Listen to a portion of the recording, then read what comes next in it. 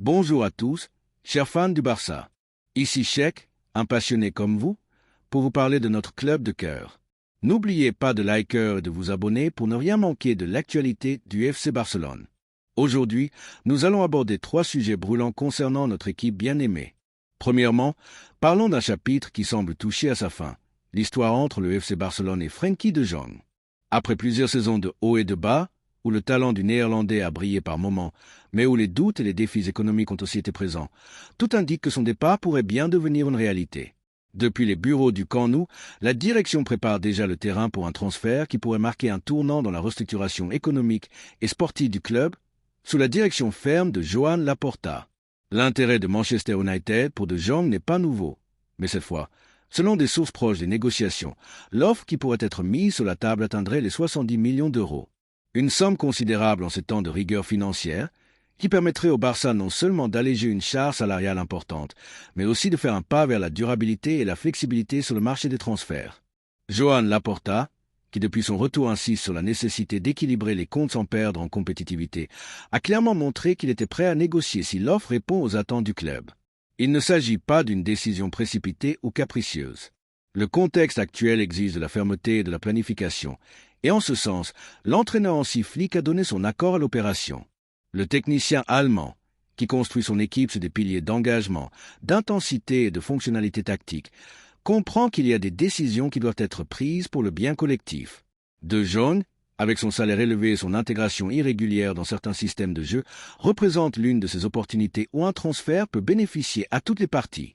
L'opération en cours ne permettrait pas seulement au club de recevoir une somme importante qui pourrait être utilisée intelligemment dans d'autres domaines stratégiques, mais aussi de réduire considérablement la masse salariale, l'un des sujets les plus délicats ces derniers temps. L'effort pour maintenir une équipe compétitive doit aller de pair avec une structure économique saine, et c'est dans cette optique que s'inscrit cette éventuelle vente. Le message est clair, le Barça ne renonce pas à sa grandeur, mais il sait que l'avenir doit être construit sur des bases solides et non sur des dépenses excessives ou des engagements qui conditionnent la flexibilité sportive. Le cas de De Jong est symbolique à bien des égards. Il est arrivé comme l'un des grands transferts d'une génération, avec des attentes extrêmement élevées, et bien qu'il ait offert des moments de qualité et d'engagement, il a aussi été au cœur d'un processus sous la pression. Les blessures et les hauts et les bas de l'équipe ne lui ont pas permis de s'imposer comme le phare que beaucoup espéraient. Son départ ne doit donc pas être interprété comme un échec, mais comme une étape qui se clôt avec dignité, avec la possibilité pour les deux parties de continuer à grandir sur des chemins différents. Joan Laporta a été clair dès le premier jour. Le Barça est au-dessus des noms. L'institution doit être gérée avec intelligence, courage et responsabilité. Et si cela implique de prendre des décisions impopulaires sur le plan émotionnel, mais nécessaires sur le plan structurel, il n'y a pas de place pour le doute.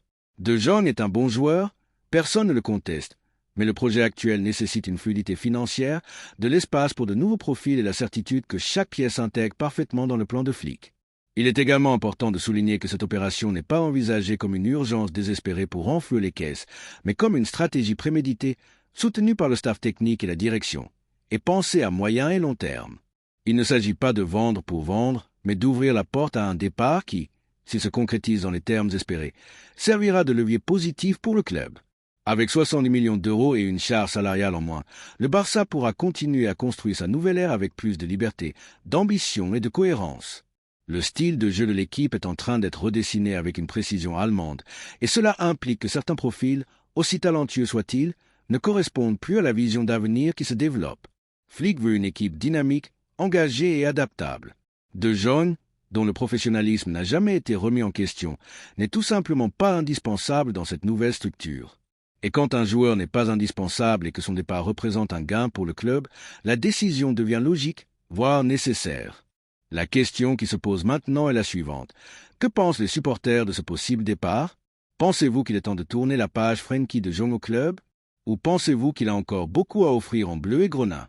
Il y a des arguments valables dans les deux sens, mais ce qui ne peut être nié, c'est que le Barça agit avec sagesse et fermeté. Il n'est plus temps de promesses creuses ou de sentimentalisme qui hypothèquent l'avenir. Il est temps de prendre les rênes et d'avancer. Beaucoup se souviendront qu'au cours des années précédentes, le club s'est retrouvé empêtré dans des contrats disproportionnés qui continuent de générer des conséquences aujourd'hui. Tirer les leçons du passé est une marque de maturité. Et en ce sens, laisser partir De Jong dans des conditions appropriées peut être un signe clair que l'institution a retrouvé sa voie. Il ne s'agit pas seulement de renflouer les caisses, mais de reprendre le contrôle total de la structure salariale et sportive. En définitive, si Manchester United répond aux attentes économiques, tout indique que De Jong fera ses valises et quittera le camp nou. Il le fera la tête haute, avec gratitude pour les années partagées et avec le respect d'un public qui sait apprécier l'engagement. Mais il le fera aussi dans un contexte où le club montre une fois de plus qu'il sait prendre des décisions difficiles pour le bien commun. La possible sortie de Frenkie de Jong ouvre également la porte à une réflexion approfondie sur le modèle économique que le Barça a construit au cours des dernières années. Malgré l'affection et le respect que le club et les supporters portent aux Néerlandais, il y a une compréhension de plus en plus répandue parmi les culés que ce type de décision fait partie du processus de transformation mis en œuvre par la direction. Joan Laporta n'agit pas par impulsion ni sous la pression externe, mais avec une vision claire et stratégique. Et vous, culés, qu'en pensez-vous? Pensez-vous qu'il est temps de dire au revoir à Frenkie de Jong? Voyez-vous cette opération d'un bon œil, car elle peut bénéficier au club sous tous les angles? Êtes-vous d'accord avec la planification mise en œuvre par Joan Laporta et Hansi Flick? Le débat est ouvert, mais une chose est sûre, le Barça prend des décisions courageuses et regarde vers l'avenir avec assurance. Deuxièmement, parlons d'une autre décision importante au sein de notre club. Le Barça continue de donner des signes clairs qu'il a appris à se mouvoir avec intelligence sur le marché. Le possible départ de Gérard Martin en est un exemple. Au lieu de s'accrocher à des sentimentalismes ou de prendre des décisions sous le coup de l'émotion, la direction démontre qu'elle sait prioriser ce dont l'équipe a le plus besoin en ce moment, l'équilibre financier, la durabilité sportive et la cohérence avec le nouveau modèle que Hansi Flick met en place. Gérard, un produit de la Contra qui a laissé de bonnes impressions lorsqu'il a eu l'occasion de jouer, pourrait prendre la direction d'un autre club cet été si une offre proche des 15 millions d'euros arrive, une somme que le Barça considère comme juste pour évaluer son départ. Et bien que cela puisse sembler douloureux pour ceux qui apprécient les joueurs formés au club, nous ne devons pas oublier que chaque pas fait par la direction actuelle obéit à une vision claire et stratégique. Gérard a rempli ses obligations avec professionnalisme et engagement, surtout à des moments où l'équipe avait besoin de solutions urgentes à gauche de la défense. Il n'est pas facile d'entrer sur le terrain lors de matchs exigeants et de répondre comme il a fait, montrant sérénité, maturité et une bonne lecture tactique. Cependant, le football est aussi une question d'évolution, de renouvellement et d'adaptation à de nouveaux défis. Lors de la pré-saison, l'émergence de Geoffroy Torrens a complètement changé la donne. Sa vitesse, son audace et sa compréhension de ce que demande le nouvel entraîneur ont fait que le staff technique commence à regarder vers l'avenir avec un nouvel œil. Il ne s'agit pas d'une trahison envers la Contra ni de mépriser un footballeur qui a bien performé. Il s'agit de prendre des décisions courageuses. Gérard Martin, au-delà de l'affection que peut lui porter une partie des supporters, ne représente pas aujourd'hui un profil indispensable au sein du nouveau système. Flick veut des latéraux qui poussent, qui se libèrent, qui se projettent en attaque avec contundance. Gérard offre du contrôle, de la sécurité, de l'ordre, mais pas de débordement ni de profondeur. Et si le club peut obtenir une somme significative pour son transfert et en plus maintenir une marge avec une clause de rachat, ne serait-ce pas la chose la plus sensée à faire? De plus, il faut souligner un aspect clé. Nous parlons d'un joueur qui est arrivé à coût zéro. Tout ce qui sera encaissé grâce à sa vente représente un bénéfice pur. Dans un contexte où le club continue de chercher des formules pour stabiliser ses finances sans compromettre le projet sportif, des opérations comme celle-ci sont une bénédiction. Il n'est pas nécessaire de vendre des stars ou de toucher à l'épine dorsale de l'équipe si l'on réussit ce type de mouvement. Au contraire, ces décisions reflètent la maturité institutionnelle que le club a retrouvée ces derniers temps, sachant vendre au bon moment sans s'affaiblir. Un autre avantage est que, avec une clause de rachat bien négociée, le Barça se couvre. Si Gérard décolle dans sa nouvelle destination et démontre qu'il peut s'adapter à un style plus offensif, le club aura la possibilité de le récupérer sans que cela implique une dépense disproportionnée. C'est une formule que d'autres grands clubs ont utilisée avec succès et qui est maintenant appliquée ici avec intelligence.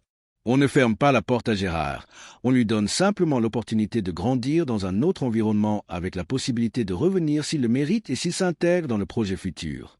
La Premier League a montré de l'intérêt pour lui, et cela parle aussi en faveur de la qualité de notre contrat. Le marché anglais est prêt à payer pour des jeunes talents bien formés, et Gérard représente une pièce attractive pour de nombreuses équipes qui recherchent de la solidité défensive avec une bonne sortie de balle. Mais au Barça, aujourd'hui, on recherche autre chose. Flick veut de l'intensité, du vertige, du déséquilibre. Et dans cette quête d'une identité moderne et ambitieuse, certains profils perdent naturellement de leur protagonisme. L'important est que ces décisions ne sont pas prises à la légère. Il y a une analyse derrière, une lecture claire de la direction que prend l'équipe. Les temps où l'on accumulait les joueurs par respect pour le passé ou par peur de se tromper sont révolus. Maintenant, on agit avec détermination, et en tant que culé, nous devrions nous en réjouir. Gérard mérite bien sûr notre respect et notre gratitude. Il a représenté le club avec dignité, mais si son départ renforce l'équipe à moyen et long terme, s'il permet d'ouvrir de l'espace à des talents émergents comme Geoffroy Toren, s'il apporte de l'oxygène aux caisses du club et s'il laisse une porte ouverte pour l'avenir, alors nous ne pouvons qu'applaudir cette gestion. Tous les joueurs ne sont pas destinés à faire une longue carrière dans l'équipe première, et cela ne fait pas d'eux des échecs. Parfois, leur plus grande contribution est précisément d'ouvrir la voie aux autres. Le possible départ de Gérard Martin ne doit pas être compris comme une perte, mais comme une étape stratégique dans un projet qui mise sur le talent émerge, la régénération tactique et la responsabilité financière. Le club, dirigé avec vision et fermeté, ne s'accroche pas au sentimentalisme lorsque l'objectif est de construire un avenir ambitieux et cohérent. Le fait que l'entité soit disposée à laisser partir un joueur qui a performé à un bon niveau lors de matchs exigeants montre le niveau d'exigence qui règne désormais dans le vestiaire. La barre est haute et ceux qui ne s'adaptent pas aux nouvelles exigences du coach devront faire un pas de côté. C'est la seule manière de faire du Barça une équipe redoutée, dynamique et qui retrouve son identité avec et sans le ballon. La compétition interne se durcit, et c'est aussi le reflet d'une planification qui commence à donner des signes clairs de direction. De plus, se séparer de joueurs formés au club pour une somme représentant des bénéfices nets est une formule intelligente pour assainir les comptes et gagner de la marge pour de futures opérations. Le club comprend qu'il ne s'agit pas seulement de vendre pour vendre, mais de le faire au bon moment et dans des conditions justes.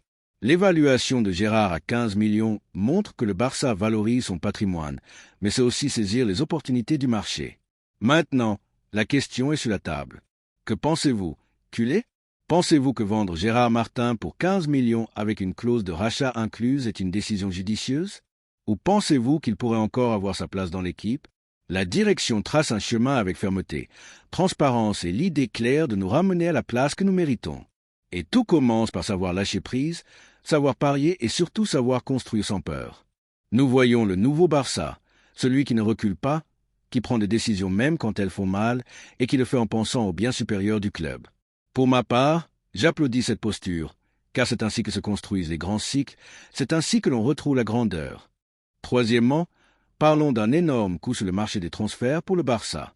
Le Barça se meut avec intelligence et conviction, comme seul un club de sa grandeur et de son ambition peut le faire. Alors que le club saoudien d'Al Nassr prépare une offre de 70 millions d'euros pour Marc Cucurella, motivé par l'impulsion de sa star portugaise, la direction blaugrana a fait un pas en avant. Joan Laporta, avec l'expérience qui le caractérise et le soutien de son conseil d'administration, n'a pas tardé à entrer en scène et à activer les mécanismes nécessaires pour se positionner comme un sérieux prétendant dans cette enchère. Et il l'a fait avec une conviction claire. Ramener à la maison un joueur formé à la Masia, qui a grandi, mûri et démontré qu'il peut performer au plus haut niveau. Marc Cucurella n'est pas un nom comme les autres. C'est un footballeur qui a su surmonter les adversités, qui ne s'est pas rendu quand d'autres l'ont sous-estimé, et qui a construit une carrière solide dans l'un des championnats les plus exigeants du monde. Sa performance avec Chelsea a été remarquable, 48 matchs lors de la dernière saison, 7 buts, 3 passes décisives et une influence constante tant en défense qu'en attaque.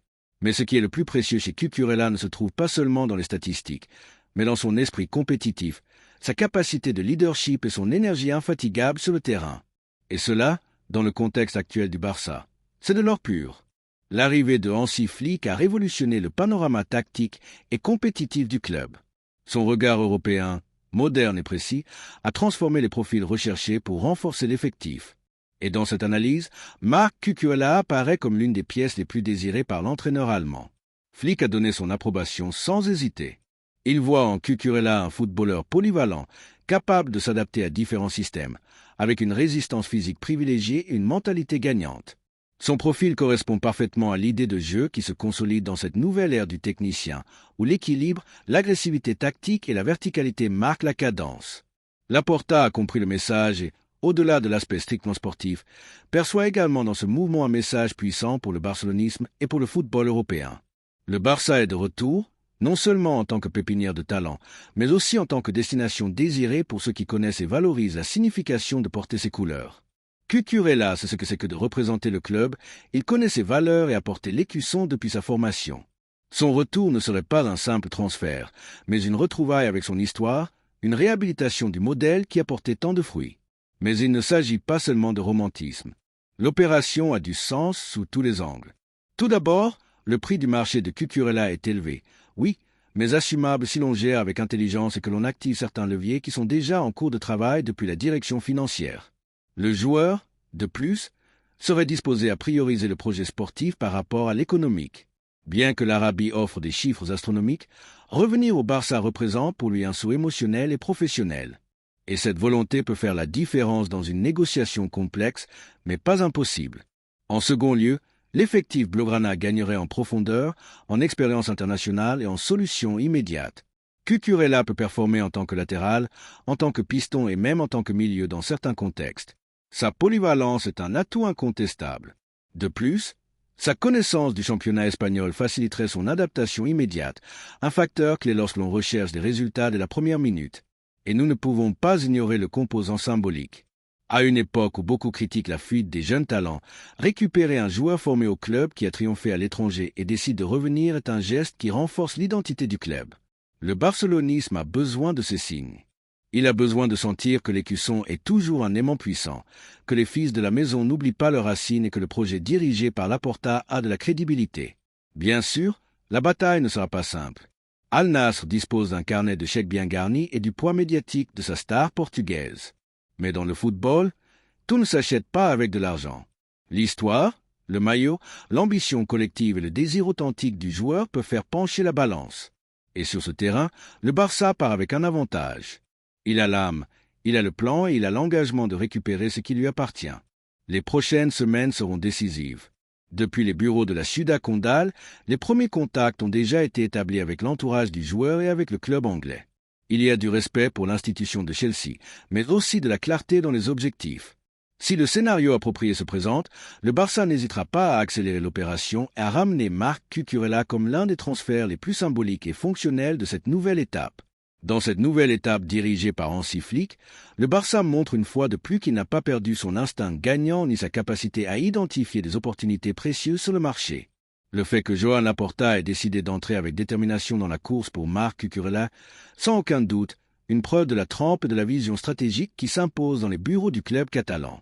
Il ne s'agit pas simplement d'un transfert de plus, mais du retour à la maison d'un joueur formé à la Contra, qui a grandi professionnellement en Europe et qui se présente aujourd'hui comme une option de premier niveau pour renforcer le côté gauche avec du talent, de l'énergie et un caractère compétitif. Ce que le Barça a fait sur ce marché doit être admiré par les supporters culés. Loin d'agir avec précipitation ou improvisation, la direction sportive mise sur des noms établis qui, en plus d'avoir une qualité technique, comprennent l'identité du club. Dans ce contexte, Cucurella s'intègre parfaitement. Il connaît le style de jeu, c'est ce que représente ce maillot et arrive à la pleine maturité sportive, prêt à relever de nouveaux défis. Miser sur son retour n'est pas simplement un geste sentimental. C'est un coup qui répond à un besoin tactique réel et qui peut résoudre de manière brillante une zone qui exige régularité, parcours et solidité défensive. De plus, la volonté de Hansi Flick de compter sur lui ne doit pas être ignorée. Lorsqu'un entraîneur de son expérience approuve une incorporation avec tant de conviction, le minimum que puisse faire le supporter est de faire confiance à sa lecture du jeu et à sa planification. Au-delà des millions que peut offrir depuis l'Arabie, le Barça a quelque chose qu'Al Nassr ne pourra jamais égaler. L'histoire, le prestige et l'enchantement de concourir dans les meilleurs scénarios du monde, entouré d'un public qui vibre à chaque ballon. Que Cucurella revienne serait bien plus qu'une opération de marché. Ce serait un acte de justice footballistique. Ce serait une retrouvaille avec l'essence et ce serait aussi une nouvelle raison pour que le barcelonisme se remette à rêver. Et vous, qu'en pensez-vous, culé? N'oubliez pas de liker, de vous abonner et de nous laisser un commentaire.